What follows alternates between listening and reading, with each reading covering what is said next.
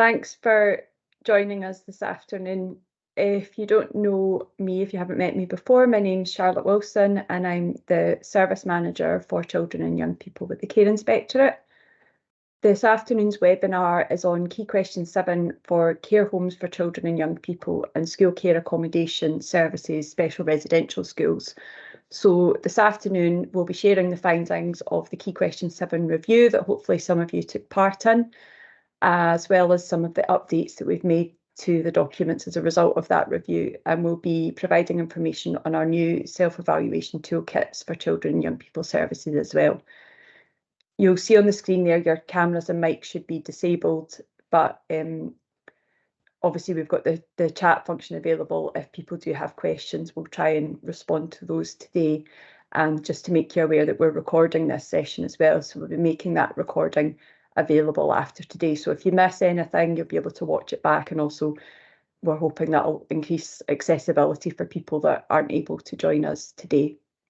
So just to introduce our speakers for this afternoon, we've got Alison Jameson, who's one of our team managers in children and young people, and she'll be starting us off just talking about our journey in relation to the promise and how we got to where we are today with Key Question 7.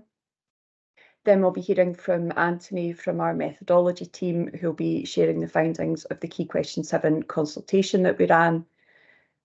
Then we'll be hearing from Andy Sloan, another one of our team managers in the children and young people's teams, who will be taking you through the changes that we've made to the Key Question 7 document. And then back to Anthony for some input on the new self-evaluation toolkits before we move into a Q&A session at the end. So to start off, I'm just going to hand over to Alison and I'll let her introduce herself. Thank you, Charlotte. Charlotte says I'm one of the team managers in the children and young people's team. And the Care Inspectorate, obviously. So I'm going to start just by giving you a little bit of context to how Key Question 7 has developed in order to address the ambition of the promise. I should have a slide up, I think, Anthony. Just looking for that. No? Right, well, my slide doesn't seem to be appearing from behind the scene. Anyway, it should remind us that the promise says that Scotland has an ambition to be the best place in the world to grow up, so that children are loved, safe and respected and realise their full potential. So we know that the outcome of the care review is strengthened because of the high level of involvement of children and young people and adults who have experienced care and what they have to say about their experience. The overarching theme is that children must experience loving, supportive and nurturing relationships in order to thrive. And children and young people must be listened to, be involved and be heard. The importance of a trauma-informed approach to supporting children is threaded throughout the review, and the importance of the use of language which does not label, discriminate or disrespect young people and their individual situations has made us think about how we interact with young people and record their experience when alternatives to family care are needed. So what does that mean for the Care Inspectorate? And I am going to try and share a slide with you. There we go. So this is keeping the promise. Now you might find it difficult to read this roadmap, but it should be in the chat. So if you want to open it in the chat, you might see it more clearly. So the Care Inspectorate produced a roadmap, which, as you can see, has 6 areas of development and improvement that we needed to focus on to meet the ambitions of the promise. We've worked with our staff, young people, volunteers and stakeholders who have helped us plot and move along our journey. When we have seen innovation and developments in services, this has also accelerated the speed of our journey, demonstrating what is achievable, sometimes at pace. All of this has led to some significant changes in how we regulate care services. So I'm not going to go through every six areas, but I'm going to focus on the key areas that impact on inspection and methodology.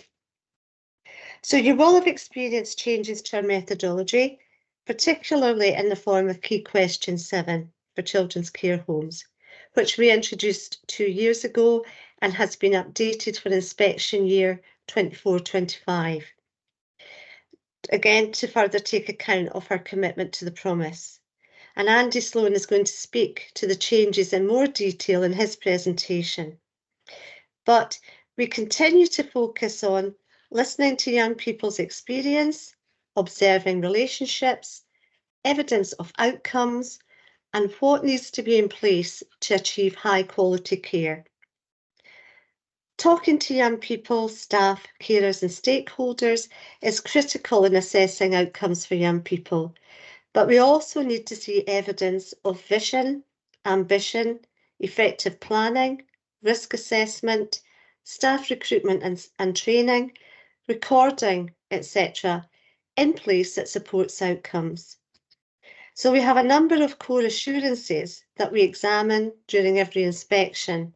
And again, Andy will go into those in more detail in his presentation. We've listened to the message that the level of restraint needs to reduce so that Scotland becomes a country that does not restrain its young people. And we introduced a new notification to help measure progress in this. We've been involved in standing up for siblings to ensure that our approach considers the needs of sibling groups and indeed supports services to make sure that all meaningful relationships are planned and nurtured for young people. We are reflective of the language we are using in methodology and reporting to ensure that it is trauma-informed and respectful.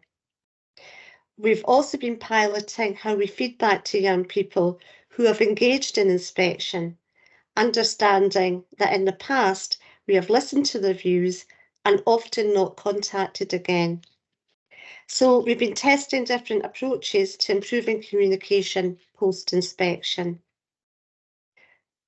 Our complaints teams have introduced a text to complain system for young people so that they have better access to making a complaint and there is a quicker response from us when they do so. Now we've produced an animated video around that to support it, and again I think we're going to pop that into the chat so you can have a look at that after the webinar. We are working to increase the involvement of care experienced young people in our inspections and using the Lundy model for participation. We're going to put a link to that in the chat as well, because if you're not familiar with that, it's probably it's worth a look to look at the research around that and really what supports participation for young people. We think it's a model worth thinking about for your services. And all of these approaches mean that we are listening to children and young people because what they tell us is important. Inspectors and team managers have all undertaken trauma training, and all the training we provide for staff has this as a focus. This is reflected in the Children and Young People's Development Plan, which we review and update regularly. Our Promise lead, Aileen Nicholl, works closely with the Promise Scotland team, focus groups and Scottish Government, and has strong links with the Children and Young People's leadership team to ensure that we are working collaboratively to progress the aims of our roadmap. So that's an overview of some of the things we've been doing. And in updating KQ7, we consulted stakeholders, and I'm going to pass you over to Anthony O'Malley, who's our Senior Improvement Officer, who will tell you about the consultation. Thanks. Anthony.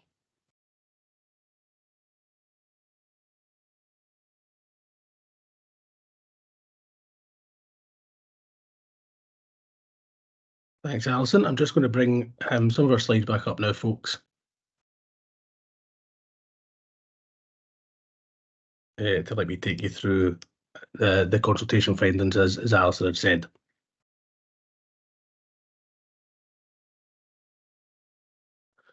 Okay, so for those of you, some of folk may be familiar with me if you've contributed to our Key Question 7 consultation work, or if you've been part of the focus groups, or you've been at any of the groups when I've been out speaking to people in the sector. But for those who I haven't met, my name's Anthony O'Malley, and I'm currently the Senior Methodology Advisor at the Care Inspectorate. The methodology team is responsible for the development of the Care Inspector's approach to scrutiny, which includes our inspection processes and our quality frameworks. The methodology team also oversees one of our key work streams in relation to the promise, which, as Alison has said, is shaping a lot of our own development and organisational practice at the moment. So the review of Key Question 7 has actually been a real crucial part of our work this year, and I'm going to just share now some highlights and some of the insights from the consultation with you. The consultation itself took place around about summer of 2023, and I know a lot of people will have been involved or have been part of the focus groups or some of the follow-up work we did around that. So we started off with electronic surveys for the sector, for our inspectors, which we then followed up with in-person focus groups, online focus groups, and we also involved our young inspection volunteers who, having had that personal experience of care, their views are really critical to when we're shaping methodology work, because they help us really focus on what's important for children and young people. So they were a really crucial part of that. As well as the Key Question 7 work, some people will be aware we were looking at one of the self-evaluation tools we have available at the moment, which is the self-evaluation tool on restrictive practices. And part of that work started to overlap. So as Charlotte said at the start, we'll talk more about the self-evaluation toolkits as we go through, but a lot of the work has certainly, there's been some overlap in the work. So as well as Key Question 7, we've also developed some other resources alongside that. In terms of the consultation findings itself, so looking at them now, a real overarching theme from the consultation was that from providers, from inspectors, was that Key Question 7 was working well, and that it was mostly capturing those really important issues for children and young people and very much the promise principles. There was also almost unanimous agreement that Key Question 7 was helping to prioritise children and young people's relationships and their experiences. There were some questions about processes and paperwork and how those links could be made and why they were there. I will come on to touch on that shortly when we're talking about what we've done to improve things.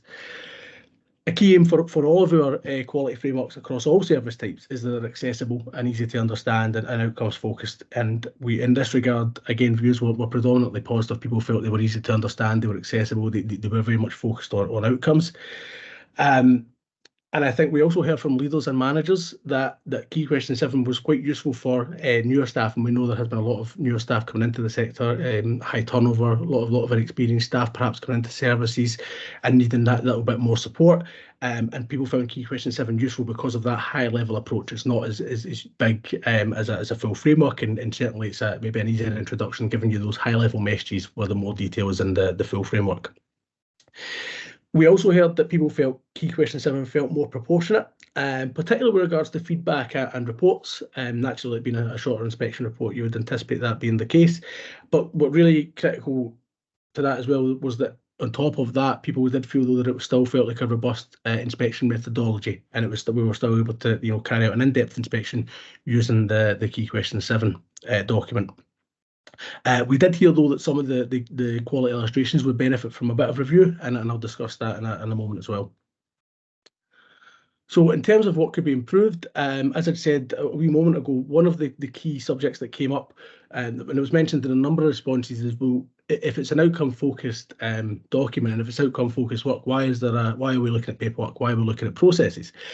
And Andy will talk more about this when he's discussing what's changed in the Key Question 7 documents. But one of our responses to this request is we've included details of the core assurances within the updated Key Question 7, The core assurances sit across all service types in the care inspectorate, and we have a proportional approach to evaluating them. But these are the things that inspectors look at in the course of every inspection, and they're often what people consider the process or paperwork part of an inspection. But we've given some context in the new document as to why they're important and how we link them to positive outcomes and indeed their overall importance in supporting high quality care. We also heard that some of our quality illustrations could be updated to better reflect the promise principles, but also to reflect the experience of children and young people, but also staff and leaders working in the sector.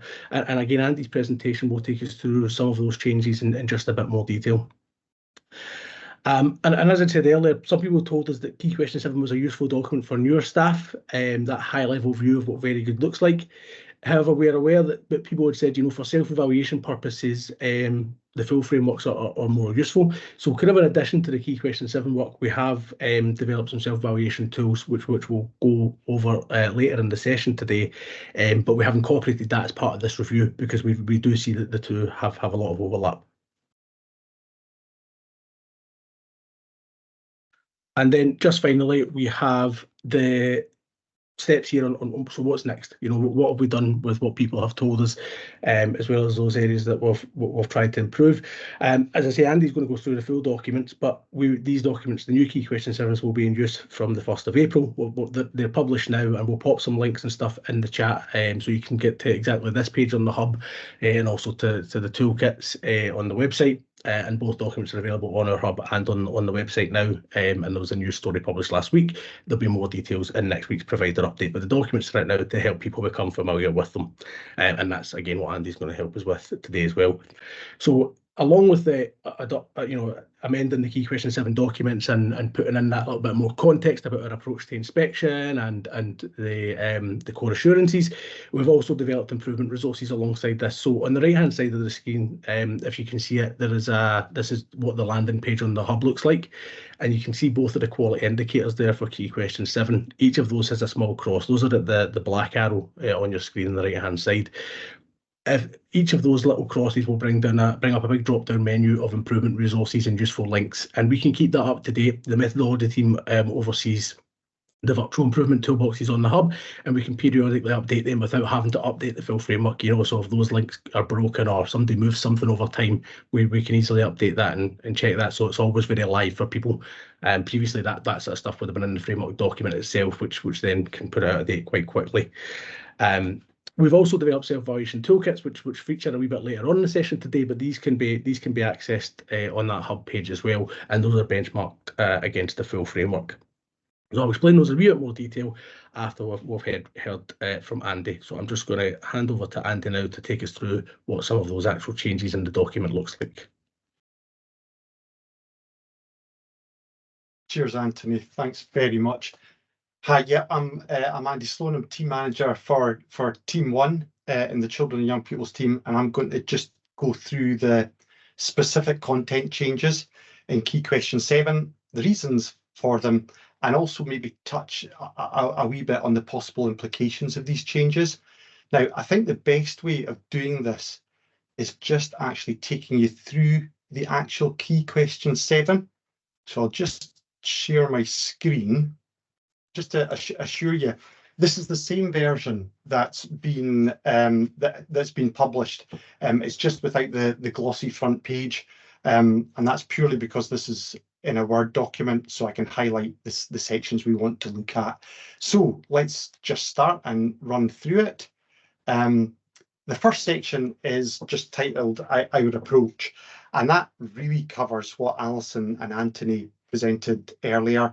So it provides an overview of the broader rationale for reviewing Key Question 7 and the changes we made. And it also briefly explains, as Anthony's just done, how the review was undertaken. So that's just that section there. And it also, of course, references the grounding of the promise and the challenges and the questions that the promise set us and how that's influenced the changes in the new key question. The next section is how can Key Question 7 be used by care services? And I suppose this question just gives a bit of context to Key Question 7 as an integral part of the wider quality framework for care homes for children and young people and special residential schools that we've used for a number of years. And it explains that the quality framework's primary purpose isn't actually as an inspection tool. Some people are surprised to find it's actually built as a self-evaluation framework for services to assess their performance against. So in other words, the quality framework's designed to be part of a service's own quality assurance and service improvement planning. Then the Care Inspectorate, we then use that quality framework as the structure for evaluating services. And the hope is that with services using the quality framework for their own quality assurance and us using it at inspection, it facilitates a shared language and shared expectations between services and the regulator, which makes the regulatory process easier and makes it feel more like a sense of partnership working because we're speaking the same language. In this section, there's just another reminder also that Quality Indicator 7.1 covers the same experiences and outcomes for children and young people as Key Question 1 of the main quality framework. And also Quality Indicator 7.1, it also covers key experiences and outcomes that can be matched against Key Question 4 and Key Question 5 of the main quality framework. And then Quality Indicator 7.2, that covers the outcomes that are illustrated in Key Question 2 and Key Question 3 and is equivalent to them. So Susan Barry's, one of the inspectors, her favourite expression is that Key Question 7 distills the outcomes contained in the quality framework for a more proportionate inspection approach. But it's just to remind you, I suppose, that it's in the detail of the existing main quality framework that services should use for self-evaluation.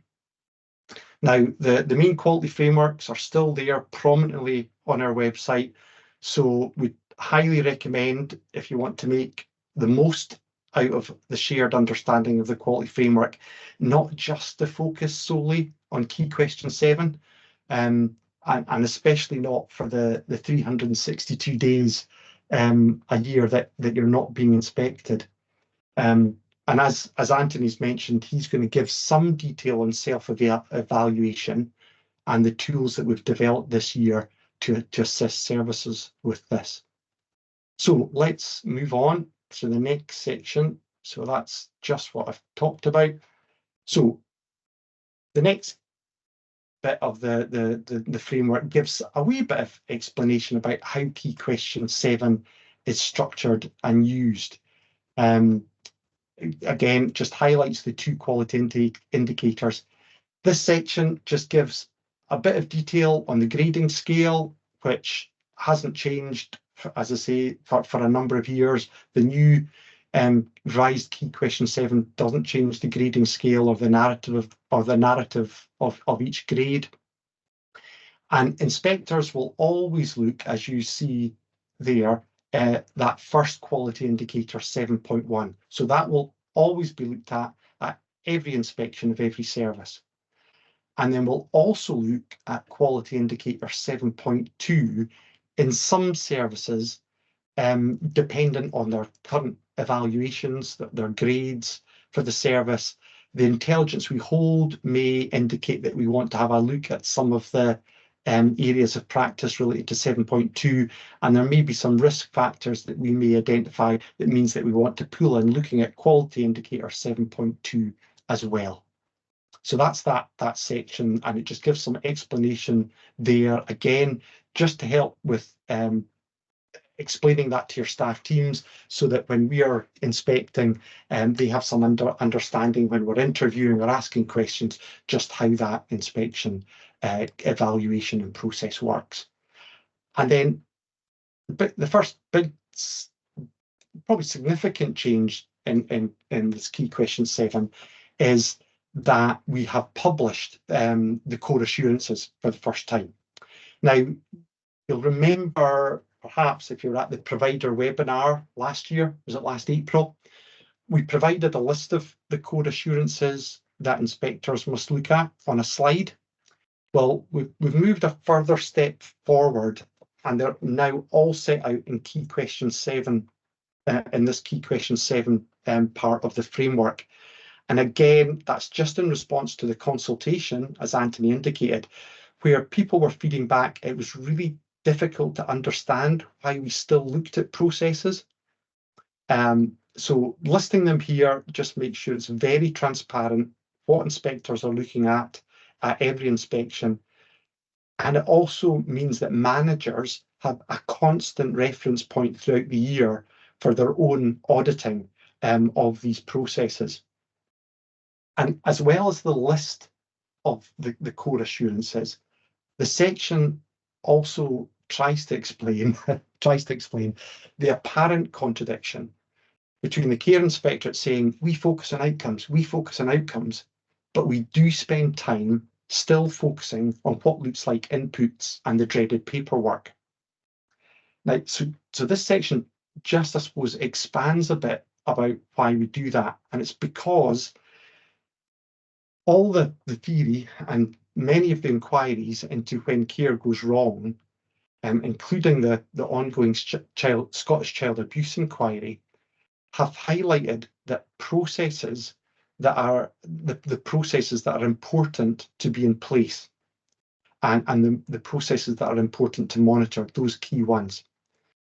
So this section makes it explicit that our evaluations are not only based on outcomes and risks to outcomes, but they're also based on those underpinning aspects of a service's function, which make sure that outcomes and risks to outcomes are embedded and don't happen by accident, but they're designed in. So we do that because we want to make sure that young people's rights to be safe and have good outcomes are consistent. And in this respect, we know that quality inputs and processes are a key driver for good outcomes and minimising the risks to poor outcomes, which is why we examine these core assurances at every inspection. A slight qualification, though, is we do focus on the effectiveness of these key inputs and processes in delivering good outcomes and minimising the risk of poor outcomes.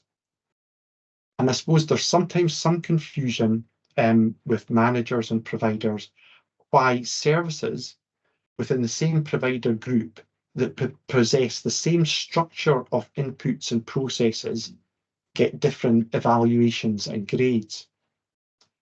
And that's because we are not only inspecting and assessing the quality of these processes and inputs, but also how, due to their implementation, they are being effective. So, for example, somebody can have the same child protection policy and the same child protection procedures, but there are bits there about staff understanding, about their abilities and their knowledge in terms of recording, that can mean the same policy and procedures aren't being implemented as effectively in terms of safeguarding children and young people. So that just gives some explanation about those core assurances and the link between outcomes and risks to outcomes and processes and inputs. Now, I'm not, you will be glad to hear, going to go through all of these in detail, because I want to reassure you, these aren't new. Inspectors have been examining these areas at inspection for a number of years.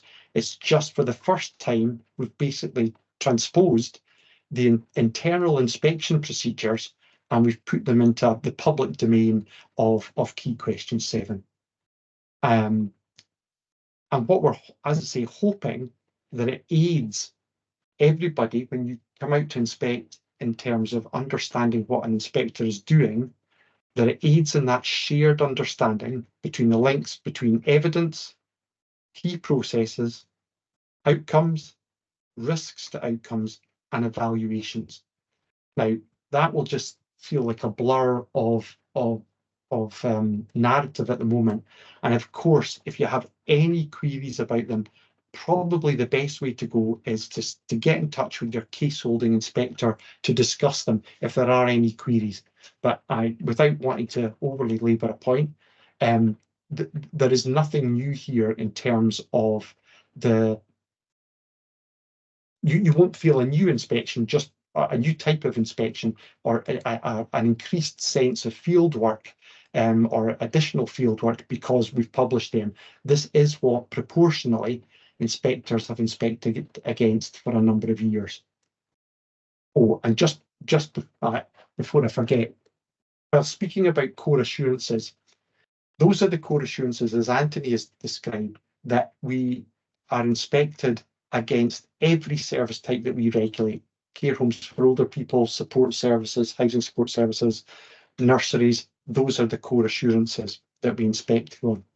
We also look at 4 other things at every inspection for the particular services in this quality framework. So for care homes and school care accommodation services, we always look at an additional 4 aspects. They are the staffing needs assessment, the continuing care policy, or continuing care welfare assessments, if you've got them, if they're relevant for the young people that are that you look after. The admissions and matching policy, number 3, and 4, training plans and records. Now, these aren't contained in the core assurance section, but rather at the end of the Key Question 7 document in the scrutiny and improvement toolbox that Anthony talked about. And I'll come to that at the end of this presentation. So now on to the main event. At last, I hear you mutter. Right, so what are the changes in terms of the actual Key Question 7 itself? Well, the biggies remain the same. Key Question 7 in itself there remains the same, and both quality indicators, the narrative of those in 7.1 and 7.2, they also remain the same. The most significant changes are actually contained in the quality illustrations for each quality indicator. So what I'll do is I'll run through these. Now, just to qualify, what do I mean by significant changes? Well, as Alison mentioned, the changes we made were about incorporating the questions and challenges that the promise has set us all, including the Care Inspectorate, in terms of improving outcomes. It was also about, as Anthony's spoken about, incorporating the feedback we received as part of the Key Question 7 review. But what we didn't want to do was to add substantially to the word count of the quality indicators. One of the key drivers for Key Question 7 was that it levelled up or distilled the lengthier quality illustrations from the original key questions to make something more accessible for services and inspectors to use during an inspection. So it would have sort of defeated the purpose of the quality indicators for Key Question 7 if they were then as long and detailed as the origin versions in the main quality framework. Now, that's a long way of explaining that it means we've tweaked and edited some language and phrasing to be able to keep the quality illustrations to their concise strategic structure, but still incorporate the additions we needed to. However, the vast majority of the language and phrasing remains the same and will be familiar to you. I think despite the changes that you're going to see, I think we've only added, I think, about 60 words to the quality illustrations in total, which is remarkable. And there was some absolutely relentless editing there to make sure that that was done. I think Anthony had shoulder length hair before he got into the editing discussions with the CYP2 managers about the sets of quality illustrations. But I think we've done a successful job of keeping it as concise as possible. So onto the changes. Here we are, quality indicator 7.1, and you'll see the 3 key areas highlighted there. Again, in addition to the quality indicator, the key areas have remained the same. And then the structure of the quality key question remains the same. For each key area that you see highlighted there, there's a sequence of narrative, which is the quality illustration. Now, I've tried to highlight the most significant changes in yellow, just so that there's a read through there. And as I say, it's on the way. It's on our Care Inspectorate Hub, the Key Question 7, as we speak. I think Anthony's going to put a link in, so it's there for your reference, and you'll be able to compare the previous version with the current version at your leisure. But this just gives you a flavour of the most significant changes. The first one there is that you'll see what we've done is that we have changed the word. We've replaced the word confidently in this section with authoritative and effectively. And that was just about making sure that the aspect that we're describing here in terms of safety and protection, we just tweaked it a wee bit more just to make sure that it was reframed with a more appropriate focus on outcomes. So that's why we've changed a bit of the language there. And the second key change here is that you'll see in key area, the first key area about safety is about restraint. Now we've reframed this so that there's a greater emphasis on the impact of restraint on young people, and services' responsibility to minimise this and also have a plan to reduce the incidence of restraint. We don't want young people to be re-traumatised by either experiencing or witnessing, which is often forgot about, restraint in their home unless absolutely necessary. And this also supports the promises challenge to us all that Scotland must strive to become a nation that doesn't restrain its children. And it also reflects the promise and its description of hearing about the accounts of children witnessing and experiencing restraint and the terrible impact it had on them. And you'll see the changes that we've made in both the very good and weak illustrations. So that is the changes to key area 1. The second key area there that you'll see, that young people feel loved, their views, wishes and rights are of utmost importance to everyone. The changes that we're making to the key area there is, well, you'll see the changes here in yellow. In the previous key area, the first paragraph, to be honest, was a bit clumsy, and it may have mistakenly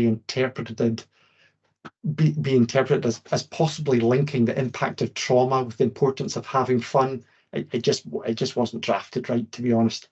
So you'll see that we've separated this out, and separating that paragraph about links to trauma and fun, it's also enabled us to tease out a wee bit more about a connection, staff's connection between an understanding of trauma, but also the process of an understanding of trauma is not just an end in itself, but is a vehicle for supporting recovery.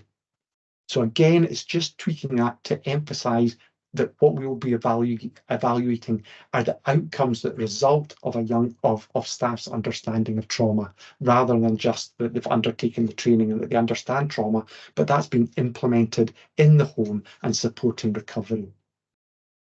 And finally, in this key area, we've separated out the expectations of the environment, and in this wee section here. And this was because we thought the existing phrasing didn't accurately reflect the importance of the environment and resources to outcomes for young people. I mean, the existing main quality framework itself, under setting, it's actually a dedicated key question 4, and it has 3 full quality indicators contained within it. And we just felt the setting, environment and resources, which it seemed like an add-on. So what we've done is we've separated that out, and that's just to give the environment and setting due prominence, and it appropriately recognises the impact on experience of young people that a quality setting and quality resources can have. And then we're getting there for 7.1. The final key area, as you'll see, if we go back up, is young people have their aspirations met and can reach their potential.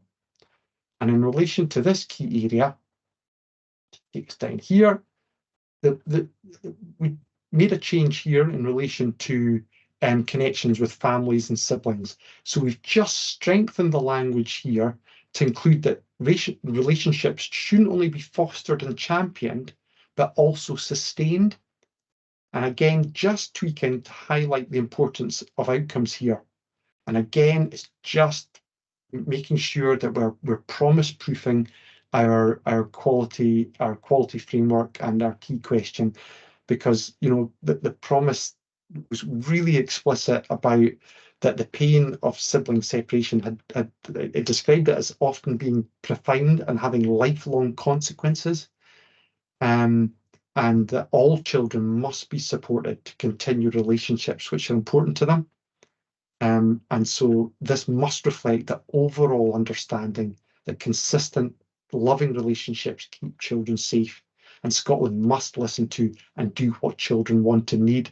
So it was just, as I say, making sure we're on that promise journey together by reflecting a more outcome emphasised, more of an outcome emphasis in the language that we are using in terms of sibling relationships. And here we are. And then in the final bits of key area here, we've got these two changes here. The next section of key area 3 is that we've emphasised the importance of continuing care, and we've just added a bit more emphasis in terms of continuing care. And again, that now reflects the statutory expectations of continuing care legislation, and also all the associated regulations and good practice guidance related to continuing care. But again, the promise is there reinforcing these expectations, saying, that Scotland has to be a parent that recognises that often young people will need to stay at home or come home for some time and at various times. And they're very blunt by backing up all of the legislation and regulations by saying young people must be encouraged to stay put. And therefore, that's now given a greater emphasis within the quality illustration of 7.1. And finally, what we've done here for 7.1 is we've moved the section on care planning from 7.2 to 7.1. And that's just to reflect the important and integral part effective care planning makes to maximising good and safe outcomes for young people and minimising the risk of poor or unsafe outcomes. And I am just realising I am running horrendously over time. Is that okay, Anthony? Yep, you're absolutely fine, Andy. Yep, no, I think people will appreciate it. So, yep, absolutely fine. Are you sure? Right, okay, because people at the Care Inspectorate will know I can ramble. So that, again, we've moved that to 7.1, and that's just to make sure that because care planning is so integral to maximising good and safe outcomes for young people, we've moved that from 7.2 into 7.1. Right, and I'll try and speed up, okay? You will then see the scrutiny and improvement support toolbox that Anthony's talked about, and within there you'll see the sampling of continuing care welfare assessments, which was that additional piece of information that we ask for every inspection in terms of care homes and special residential schools. Right, I promise you we're on the home stretch here, okay? So on to quality indicator 7.2, and I'll try and speed up. Now, if we, again, the key areas remain the same, and I'll now just take you through the changes in each of these key areas, although the key areas, the language and the narrative remains the same. Firstly, what we've done is we've just added in here and a section here, and we've added in the word consistently. And again, that's just to actually more accurately reflect the grading criteria for very good, which states that performance doesn't require significant adjustment. So we've just added that in. And again, that goes back to those core assurances and going that we want to see good outcomes embedded and designed in rather than happening by accident or good fortune. The next section that we've changed were about transitions. And again, we actually changed this. This is quite a significant change, and we've changed it for a number of reasons. Firstly and foremost, in the consultation, people mentioned it was important to reflect the entirety of a child's journey. So that's why we put that detail in about transitions. We also wanted to more clearly capture the responsibilities of external managers in this role of admissions and matching. We've heard a lot about the pressures of staff in terms of the management and coping with the very complex needs of children and young people on the shop floor. And we just wanted to make sure that the responsibilities for matching, which are often out with the control of staff, were placed, specifically with those people that make those decisions.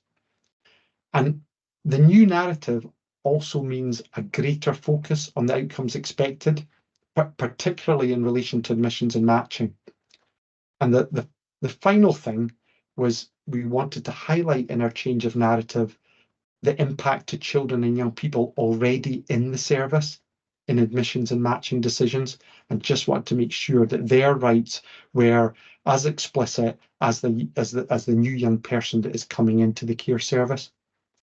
And the reason for the reframing of that within the illustration is just so that it dovetails with one of the promise's key concerns. They stated that children must not experience unnecessary moves and must always be in a stable, loving environment where all their needs are met. They must avoid multiple moves. And the promise quite explicitly described how children told them how scary and upsetting transitions were, and specifically how upsetting the transition away for families and how badly it was managed. So the importance of all those transitions need to be recognised and supported to be trauma-free, which is as the promise describes it. So we wanted to be really clear in this area, therefore, that clear and robust matching and trauma-informed admissions processes we see them as a prerequisite to good outcomes and sustainable placements. In the second key area, and there's only 3, so you can tell we're getting there. The second key area details is titled Staffing Levels and Skills Are Right to Meet the Needs and Rights of Children and Young People. Now, in this particular section, we've actually taken some sections out that were more outcome-based relating to trauma, as they actually duplicated what was already in 7.1, where they were better located. So this illustration now reflects, as it is 7.2, on providers' responsibilities to equip staff to understand trauma and work in a trauma-informed way. So again, it reflected our consultation findings, where people said it would be helpful to reflect the challenges faced by care staff if they aren't trauma and skilled up to meet the needs of the young people that are admitted to their care service. And then the third and final key area, and the final change, you'll be glad to hear. Well, the final key area, I won't scroll up. The final key area is self-evaluation and quality assurance maintains safe care and children and young people's rights, and they drive improvement in every aspect of children and young people's lives. Now, we've made a couple of changes in this final paragraph. As I said earlier, we've moved the narrative about personal planning that was here to Quality Indicator 7.1, and we've also amended the phrasing to include wider service development planning as well as quality assurance, and also that wider development planning should be promise informed. And we believe we've done this because we believe that this actually reflects what services graded as very good will be and are doing. And again, it makes sure that the promise proofing of our quality framework is also fed through then to making sure that the ongoing daily self-evaluation and improvement planning of services is also promise proofed. And then the Then you'll final bit, you'll see the scrutiny improvement support toolbox for quality indicator 7.2. And there you'll see the 3 of the 4 inputs and processes that we also look for at every inspection. And now the words you've been waiting to hear for, in conclusion, in conclusion, one of the questions after hearing all of that is bound to arise is whether the changes to the quality illustrations will have some sort of blanket material impact on grades for all services. Now, we don't believe so. From our knowledge of services that we've inspected over the past 2 years with the existing quality framework, we believe the vast majority of these services are achieving a grade of very good, are already meeting the outcomes described within the revised quality framework, the revised Key Question 7, sorry.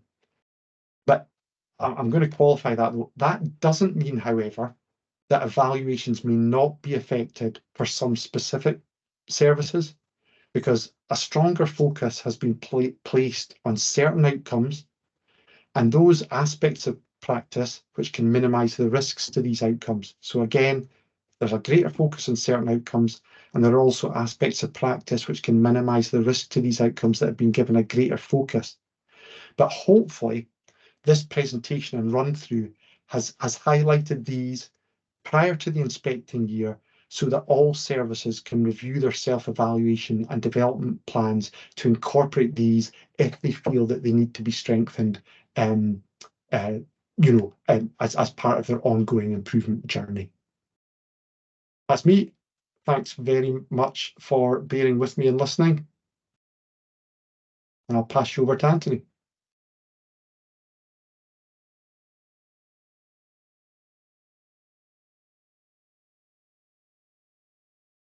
Thanks, Andy. So I'll just, as I said earlier on, folks, I'll just have a wee bit of a chat now about self-evaluation toolkits, which I think will link quite closely to what Andy was saying in his presentation. I've worked with Andy for quite a while on these now, so I did anticipate that overrun. So don't worry, I'll bring us home in time, knowing that we've got that out of the way. So as I mentioned during my earlier presentation, we have now published self-evaluation toolkits for each of the full frameworks that have a corresponding Key Question 7. So there'll be a specific self-evaluation toolkit for care homes for children and young people and school care accommodation, special residential schools, and then for the other sector types that have a Key Question 7, they'll have their own toolkit. So before I talk through what those documents look like, I'll just give you some background information on self-evaluation, which is something that the Care Inspectorate has committed to supporting and embedding with services as part of our scrutiny assurance strategy and also our corporate plan. So, starting with what is self-evaluation, and I think the really critical point here is the key thing to remember is that most services will already be doing this in some manner, sometimes without even realising it. Self-evaluation effectively is a continuous process aimed at developing and improving services and the quality of experience of people who are using services. It usually involves bringing together your various quality assurance processes, your audits, your check-ins, whatever other evidence gathering that you do to look at what's working well and what can be improved. It doesn't necessarily work to its full potential if it's treated as a one-off event, although parts of your quality assurance process and your self-evaluation model may well be a one-off process that feeds in, but the overall self-evaluation process works better as a continuous thing than being treated as a one-off event. It's also a way of informing your improvement or development plan. As Andy touched on with regards to the core assurances, improvement and development plans have been a requirement in services for a number of years. It's something that inspectors will always look at during an inspection. So in that regard, your self-evaluation can really help inform that plan and build a really strong evidence base for what you want to improve and what you want to develop in your service. The most crucial thing, though, I think, is to always remember that it's not done solely for the benefit of the regulator, but rather for people who use services for their benefit by driving improvements in the quality of their care.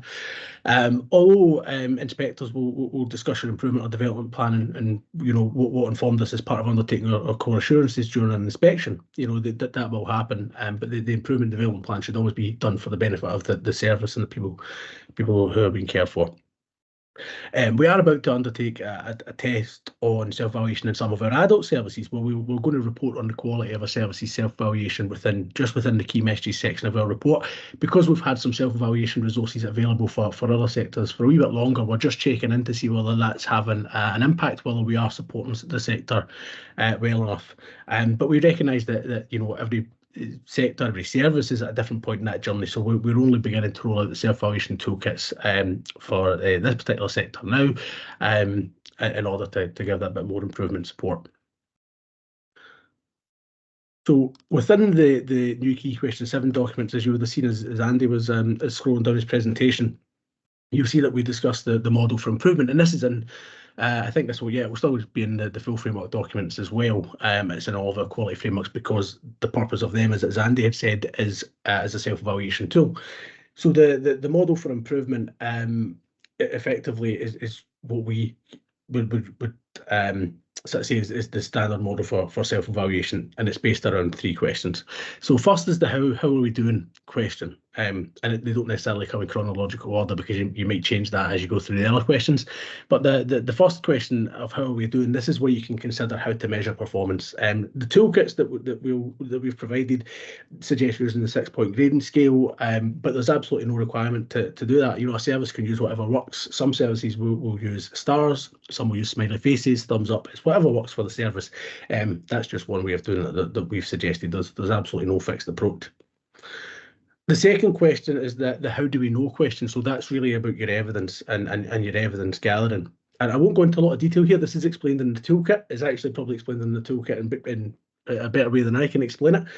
But the main thing to consider is having lots of sources of evidence and really participation and involvement. You know, how you can involve children and young people, their relatives, but also staff, leaders, other professionals, other stakeholders that you're working with, how everybody can be involved, and having multiple sources of evidence. Of course, you don't want to be overwhelming, but building in lots of different points of evidence can really help you build up a strong evidence base for what you want to improve. That brings us to the kind of third question, which is what are we going to do? What are we going to do now? So the what are we going to do now question, that's really about your improvement and development plan. So when you've worked out the first 2 questions, how you're doing, how you know that, you'll have identified some areas for improvement when you've answered those 2 questions. When you've answered those 2 questions and identified those areas for improvement, that helps inform your improvement or development plan, and that can help you identify the various tasks and responsibilities and timescales that you want to work towards and how you're going to measure that and measure your progress. And as I say, this is all explained in detail in the toolkits, and there are some webinars and stuff online already about self-evaluation from the care inspector that you can check into. So on the screen now, you'll see on the right-hand side of this slide, that's the front cover of the guidance document for the toolkit. There's a separate toolkit for each of the corresponding full framework documents, as I mentioned. There's a link in the chat that Tracy from Methodology team has popped in the chat, and we'll also email all of the stuff we'll put in the chat today. We intend to email around after the session as well. So within each toolkit, as I said, there is a guidance document, which looks like the one on the right-hand side at the moment. It also provides, within the guidance document, as well as taking you through the self-evaluation process, it provides some practice examples, some hints and tips, and again, useful links to other resources that can help you when you're carrying out the self-evaluation. Alongside the guidance document, we've provided some worked examples, and those are basically kind of completed examples, if you like, of a made-up self-evaluation for a service. Now, they're purposely generic. They're not designed as something that can be directly lifted service by service, but it shows the process through from that evidence gathering to analysing your evidence to informing your improvement plan and assigning tasks and measuring progress. So those documents are a good way, the worked examples of seeing, oh, okay, so that's what the process might look like, or that's what it looks like for this one service, and it helps some of the process be a bit more relatable, as some of the feedback we've had on those from other sectors. We've also included a core assurance template, which matches exactly what's in KQ7. So the core assurance template lets you self-evaluate against each of the core assurances, and there's a worked example in there of one core assurance and the kind of evaluation went into that because it's shorter than the big full self-evaluation document. The core assurances can, particularly if you're finding self-evaluation hard or you're not really sure where to start, the core assurances can be a good starting point because they do cover a lot of aspects of care, so they can be a real good starting point for that, because they cover all those key aspects. There's also blank templates within this for questionnaires or standalone improvement plans, and things like that. Again, they're for inspiration more than being directly suited to every service or being able to be, copied and pasted, or they are Word documents, so you can do that sort of thing. You can manipulate them to suit your own service, but it's just more about that inspiration. We really recognise that the children and young people sector is unique, and we're just considering different ways that we also can support services even more through self-evaluation tools. How can we support participation and involvement? So this is ongoing work, as I say, the Cairns just engaged in. This is really just a starting point for us producing these toolkits, and we do hope that they are an improvement support to the sector. But kind of closing note for me though, I just want to go back to that point and reiterate that the use of the self-evaluation toolkits is absolutely not mandatory. Having an improvement development plan is something that's required, but the use of our toolkit is absolutely not. Many services will have systems in place for quality assurance, self-evaluation, and building up good pictures and improvement plans, and that's great. But if people are finding that difficult or want a bit of a boost or just a bit more support, hopefully that this is something that you'll find useful, just to give you a little boost with some of your development activities or just some inspiration. So they do provide a kind of system in a box if you wanted to start using them a bit more widely. That's kind of a whistle-stop tour of self-evaluation. As I said, we will be emailing out the resources afterwards. Have a look at the guidance documents. You can also contact the methodology team. I'll pop our email address up on a slide at the end of the presentations today. What we'll do at the moment though is we are going to reopen the chat and just invite any questions you have about KQ7 or about the self-evaluation toolkits, and Tracy from methodology team and myself, we'll keep a wee eye on the chat, and if there's anything we feel we can answer, or Charlotte, Andy or Alison can answer, then we can certainly look to do that as well. So if Tracy's just popped the chat back open now, so if anybody's got any questions you want to pop them in the chat, we can see about addressing them. If it's something we can't answer, we will come back to you, following the webinar. If we get some good questions that we think people would benefit from seeing the response to, we'll compile them into a wee document for after the webinar as well. So we'll just give a wee minute or two to see if anybody does have any questions that you want to pop into the chat, and you'll see also that the links are there from earlier as well. Okay, we've got some questions coming in. I'll answer the first one if that's okay with Andy and Alison. It's from Nicola, which is, why do the quality illustrations give info on very good and not excellent?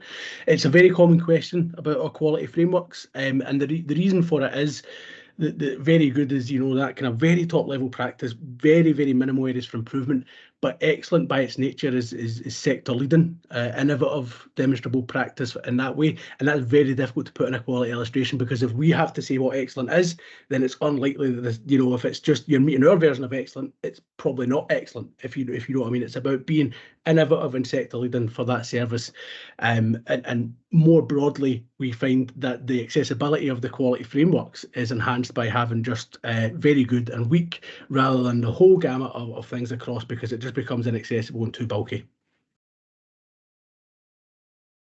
I hope that answers your question okay, Nicola. We've got another question from Ian, which is, are we running more webinars? At the moment, we don't have a plan for another webinar for care homes for children and young people in school care accommodation, but we will be uploading the recording to YouTube through on the Care Inspector's YouTube, so we'll go online. Angus has asked if we'll send a copy of that recording round, which we will do. Once when it's been uploaded to YouTube by our Great Communications team, we'll certainly look to send that round. So there's some nice positive feedback in the chat, and we will also at the moment actually we're just going to pop a link in a wee moment. We'll send this round with the email as well. There's a link to a survey if you wouldn't mind telling us how the webinar's been for you today and what that experience has been like. And Tracy, like as if by magic, has popped that in there.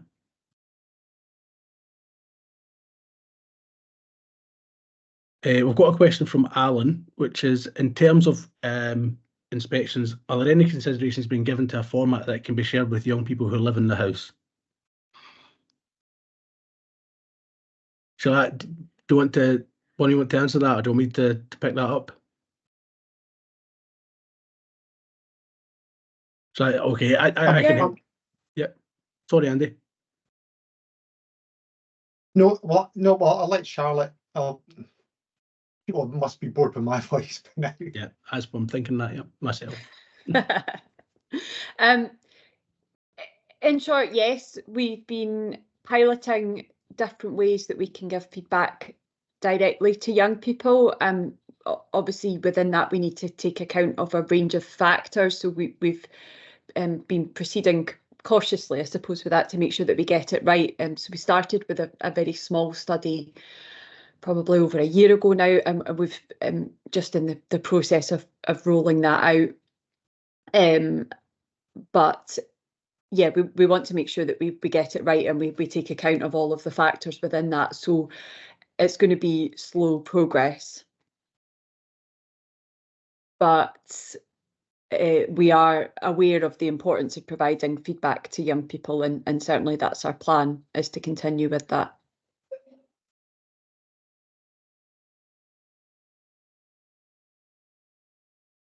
Yeah, I would agree with that. It's something a bit new for us, but we do think it's going to be very helpful in meeting some of those asks.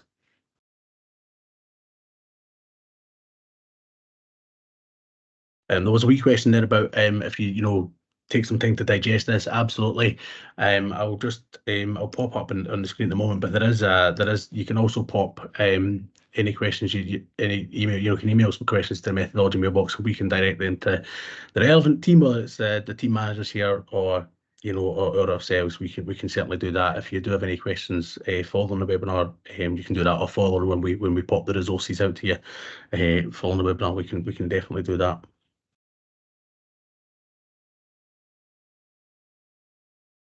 Okay. Looks like we may have just slowed down the chat, but it does feel like most people are saying it's been quite informative. So that's always helpful for us to know. But please take the time to complete the survey about feedback as well. And if there are no more questions at the moment, I think we'll just hand back to Charlotte.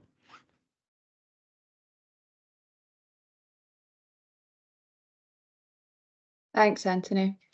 So firstly, just to say thanks for everyone joining us this afternoon. I can see that there's been over 200 people join this meeting, so I think that's really good attendance, and we hope that it's been a useful session for everyone. I can see some people in the chat saying that they found it helpful.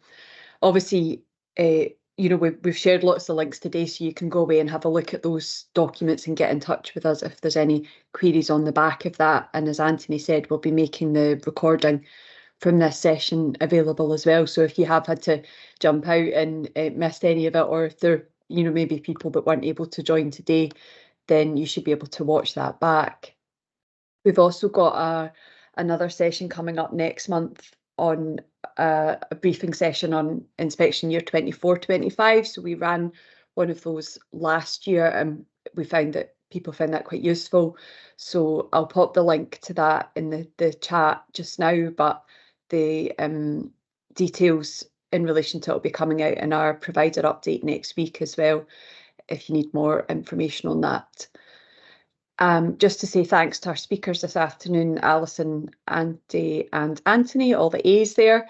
So yeah, I think we've had a good range of input, and it's been helpful for people to hear about the changes that we've made and the direction that we're going in. And if you could take the time to fill in the feedback form, let us know what you found useful, or any changes that we could make for future sessions, that would be really helpful. I'm just going to put the link to the provider briefing that I mentioned in the chat just now. And if there's nothing from anyone else, then that's us for this afternoon. Thanks very much, everyone. Bye.